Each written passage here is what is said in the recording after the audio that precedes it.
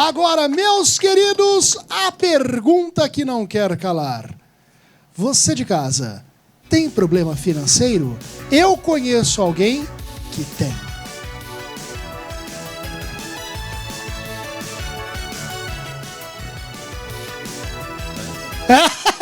O Candiano tem, e é por culpa minha. Senhoras e senhores, agora nós vamos aqui conversar com o nosso amigo Carlos, que já está posicionado em nosso estúdio. Carlos, seja bem-vindo aqui ao nosso programa. Obrigado pela participação. Muitas pessoas têm problemas financeiros, Carlos. E por que as pessoas têm problemas financeiros, na sua visão como consultor financeiro? Primeiro, boa noite, agradeço o convite. Nós estamos aqui, graças a Deus. Por que as pessoas têm problema financeiro? Muitas pessoas pensam que é falta de dinheiro, mas eu costumo dizer que é hábito.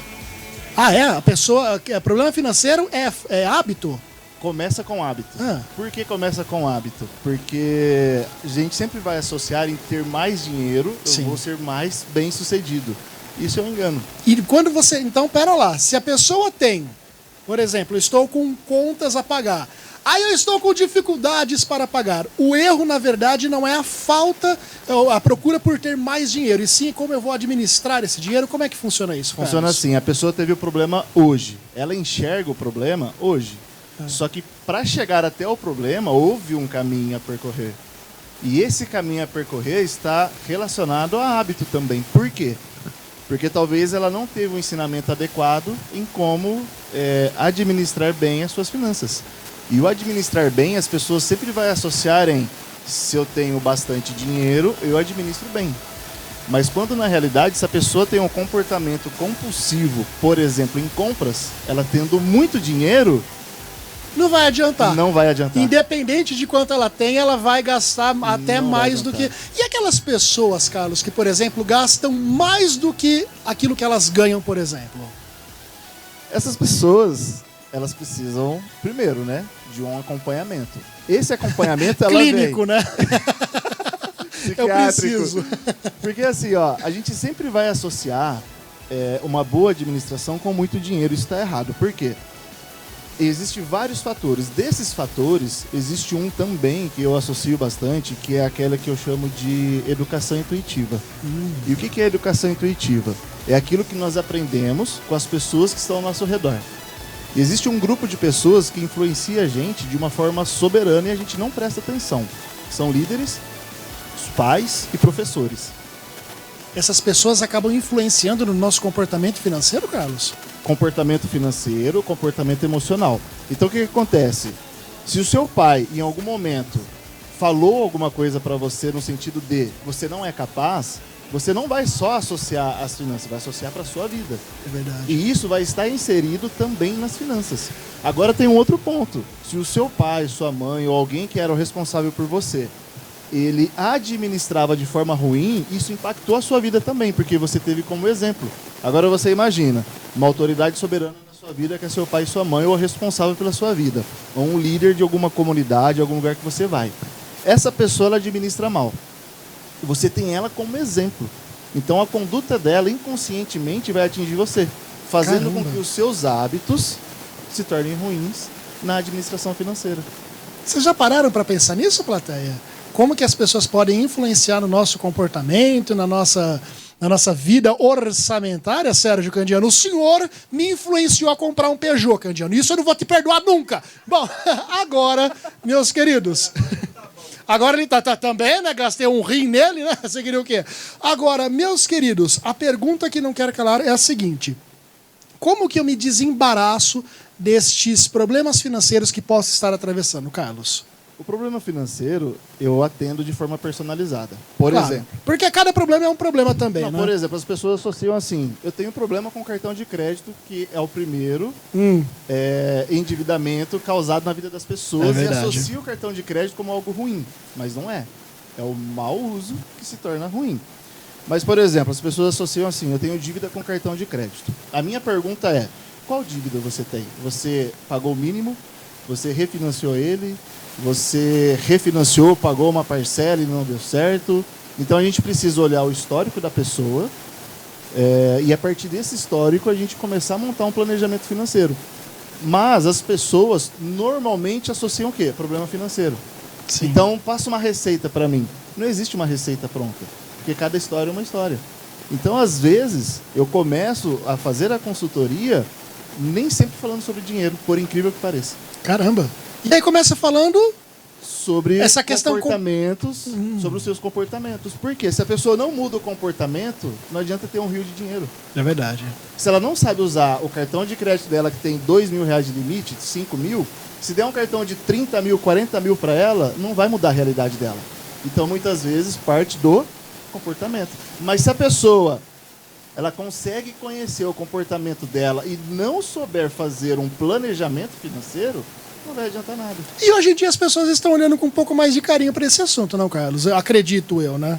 Segundo o Serasa, quase 80% da população brasileira está endividada. Então não estão olhando com tanto carinho assim, né? Como deveria. Não, mas eu vou falar uma coisa para vocês, é um testemunho aqui que eu vou passar para o público de casa, que é o seguinte: eu já fui uma pessoa extremamente endividada. E eu concordo com isso que você falou, com parte quando o emocional da pessoa. Isso influencia bastante. Eu, inclusive, contei para o Carlos e para a esposa dele no último fim de semana como é que eu troquei de carro em questões de segundos e quanto a gente também deu de risada. É um erro que eu cometi, que eu estou pagando até hoje a juros e correções monetárias incríveis, mas assim, que me serviu de lição. O bom é quando a pessoa comete o erro e acaba aprendendo com ele. O ruim é quando a pessoa comete o erro e insiste nesse erro, não, Carlos? Sabe qual que é o terceiro maior causador de dívida da população brasileira? Da população não, né? Dos 80% das pessoas que estão endividadas. O que as pessoas mais se endividam? O terceiro é emprestar o nome para as pessoas. Ah. Emprestar cartão de crédito, emprestar o nome, emprestar dinheiro. E tudo isso está associado ao quê? A pessoa não ter coragem de falar um não. Não. Não, eu não tenho para poder fazer. Mas ela se sente na obrigação, porque em algum momento aquela pessoa ajudou ela. Então, no interior dela, ela cria aquela sensação de ela me ajudou em algum momento, então eu preciso ajudar ela. E eu sou exemplo vivo disso. Eu posso falar não para uma pessoa quando ela vier me pedir dinheiro, cartão, qualquer coisa do gênero financeiro emprestado, Carlos? Eu aconselho a falar não. Pode ser para a mãe. Fala não. Sabe por quê? Porque é o seguinte: o problema não está em emprestar o dinheiro. O problema é que a pessoa que está pedindo emprestado é porque não tem. É verdade. Então já é um fator para você pensar. E quem normalmente está emprestando, pelo panorama que eu já fiz, ela também não tem para poder emprestar, não é um banco. Qual que é o meu conselho? Se você tem para dar, dê. Se você não tem o que a pessoa pediu, dê parte. Se você não tem, por que vai emprestar? Olha, realmente. Candiano, você tem 15 mil para me dar? Não é emprestar, é me dar. Você não tá ouvindo aqui, né? É dado. Ninguém ouviu o que você falou. Bom, agora, meus queridos, a principal questão é como que eu entro nesta adequação? Por exemplo, a consultoria financeira, esse assunto sim está muito mais em alta, porque acredito que, vendo esse mercado de pessoas endividadas, muitas pessoas talvez que tenham facilidade com a parte financeira acabam fazendo algumas orientações, etc. É outro ponto também importante para que você tome cuidado para não cair em golpes ou coisas do gênero. Mas como é que eu faço para ter essa consultoria financeira? Como é que eu faço para adquirir uma consultoria financeira, Carlos? Primeiro entrar em contato, né? Pois não. Primeiro entrar em contato com alguém que você conheça e que você saiba que realmente vai ser uma pessoa idônea. Por quê? Nesse universo financeiro, existem muitas pessoas mal intencionadas. Com certeza. E o que é a má intenção? É a seguinte: entre em contato comigo que em 60 dias eu vou acabar com seus problemas financeiros. 60 dias? Cara, isso tem muita gente que cai. E é uma mentira. E eu deixo muito bem claro para quem me procura. Quanto tempo que você percebeu que você estava endividado? Faz 1 ano. Você acha que em 6 meses você vai sair? Existe um prazo. Existe um prazo. Então, assim, a gente não pode cair nessa conversinha fiada de que rapidamente você vai sair. Mas existe um processo e, seguindo o processo, certamente você vai conseguir sair. Da mesma forma que você entrou. Da mesma forma. Agora, a grande questão é: quando que eu sei que eu preciso de uma consultoria? É uma pergunta a se fazer. E eu costumo dizer o seguinte: você fez um empréstimo sem saber para quê? Você já está no caminho no caminho para pedir uma solicitação financeira, uma consultoria financeira. Você estourou seu cartão de crédito, ou está pagando o seu cartão de crédito de forma apertada, ou está usando o seu cartão de crédito como parte da sua renda principal, então você já está precisando. Por que como parte da renda principal? As pessoas ganham 1.000 de salário, mais 2.000 do limite, eu tenho 3.000 de salário. Eu estava fazendo essa conta ultimamente. Pois é. Quase 80% faz essa conta. É. E o que acontece? Por isso que estamos todos no Serasa. Você está utilizando o cartão de crédito como parte da sua renda principal, você precisa. Você fez um empréstimo sem saber o porquê fez, ou para pagar alguma outra conta, ou para pagar o cartão de crédito, você precisa. Você fez o consignado, para quem principalmente é funcionário público, a margem de taxa para fazer um empréstimo é muito baixa. Sim. Então, as empresas, os bancos, eles oferecem assim, você pode vir aqui que você já tem uma margem. Pega o empréstimo para pagar empréstimo. Tá correto isso? Depende. Porque o que você tem que analisar? Quanto de taxa está sendo cobrado de um e de outro, e o que acontece normalmente? Eles refinanciam com um troco. É verdade. E as pessoas caem na ladainha do troco. Eu não sei se eu posso falar. Não, claro, fica à vontade. Você está aqui para orientar. Não, você está aqui para orientar a gente. As pessoas caem na conversa do troco. O troco nada mais é do que um pequeno empréstimo embutido. Mas Sim. a palavra troco causa a sensação de que é de direito seu ter aquele dinheiro. Estou recebendo alguma coisa. Aí quando as pessoas refinanciam, faltava 30 de 1.000. Aí refinanciou, pagou 60 de 500. Aí a pessoa falou, nossa, que legal. Fiz um bom negócio, né? Bom negócio. Mas não. Acabou pagando muito mais. mais. Aí o que acontece? A pessoa, quando ela me procura, ela não vai analisar taxa. Ela não vai analisar contrato. Quem faz isso sou eu. Eu faço análise de contrato, de casa, financiamento de casa. Era isso que eu ia te perguntar. A pessoa chega, por exemplo, o Matheus chegou lá para você, que vai chegar no dia seguinte, você não fica tranquilo, vai chegar com todas as contas assim, Carlos, o que você vai pedir para ter esse início de consultoria? Como é que funciona? A gente faz um mapeamento financeiro, né? Primeiro eu tenho que saber despesas, dívidas, compromissos. O que acontece? Em muitos casos que eu peguei, a pessoa estava descabelada, mas ela não sabia fazer a separação de dívida e despesa. É verdade. E nem sabia o que era compromisso. E quando eu fazia um mapeamento financeiro, a pessoa não tinha muita dívida. E o que entrava era o suficiente. Mas o que acontecia? Existem duas palavras que fazem parte da nossa vida, mas a gente não conhece. A gente não sabe que elas fazem parte. São contas sazonais e contas variáveis. O que consumia parte da renda da pessoa eram as famosas contas variáveis.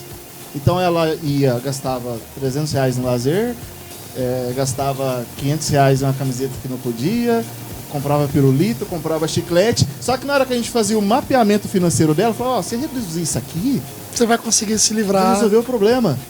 Só que a pessoa estava descabelada. Já atendi pessoas que estavam a ponto de se matar. E acontece, não, o Carlos? E assim, as pessoas podem perguntar, mas por que ele fala sobre isso? Porque eu já fui. Eu já peguei empréstimo para pegar cheque com agiota. Nossa. Aí você imagina a situação. E eu sei que é terrível. É terrível. Não, isso tira a paz, isso tira o sono, isso causa confusão no relacionamento, isso pode trazer até a separação desse relacionamento, não? Um dos principais motivadores da separação dos casais é a má administração financeira. O marido não sabe quanto a esposa ganha, a esposa não sabe, você compra isso, eu pago aquilo, você faz aquilo outro e vira aquela bola de neve. E aí a pessoa não suporta, o emocional fica abalado.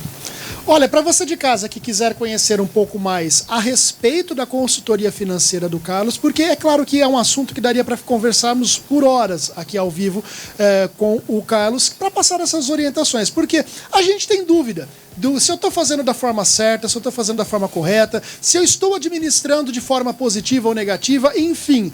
Você de casa pode ter tudo isso e muito mais através do telefone que aparece em nosso vídeo, 99775-6490, 99775-6490, ou então através do Instagram, @carloslourenço.finanças, sem o cedilha no finanças. Ô Carlos, o importante é saber, é possível me livrar de todas essas dívidas que eu me coloquei, que colocaram para mim e etc. É possível, mas não caia no conto do vigário. Não vai sair em 30 dias, 40. Pode ser que aconteça fazendo uma análise, um mapeamento financeiro? Depende do valor da dívida também, né?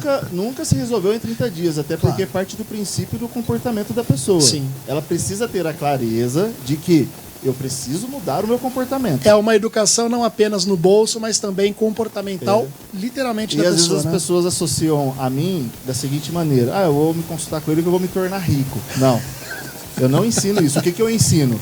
Viver uma vida de miséria não é normal. É verdade. Mas você vai ficar rico? É outra história.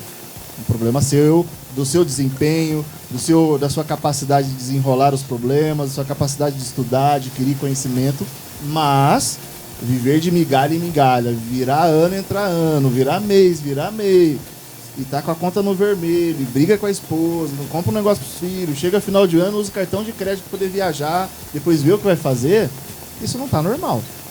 Sinto muito em dizer, não está normal. Acontece, infelizmente, mas o bom é que sabemos que podemos sair de toda essa situação que a gente mesmo acaba se colocando, não tem jeito. Carlos, obrigado pela participação. Volte mais vezes com temas desse, porque tem muitas senhoras ali na plateia que têm interesse em saber um pouco mais a respeito desse assunto. Aquele senhor também que está rindo, olhando para os lados, não sei por qual razão, também tem a mesma dificuldade. E os certos apresentadores também têm.